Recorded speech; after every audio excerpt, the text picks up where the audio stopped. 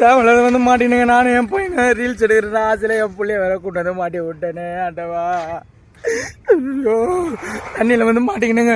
ஃபுல்லாக தண்ணி வெள்ளம் மாரி வந்து அப்படின்னு நின்று போச்சு. என்ன பண்ணுறதுனே தெரியலையப்பா. எப்பா இப்போ தான் நாங்கள் சிவன் கோயிலுக்கு போயிட்டு வந்தோம். அவர் எங்களை காப்பாற்றுவார்ன்ற ஃபுல் நம்பிக்கை எனக்கு இருக்குது. சாமி தலைதான் வலியுது. எங்கள் பொண்ணாடி நான் என்ன பதில் சொல்ல வந்து தெரியலையே.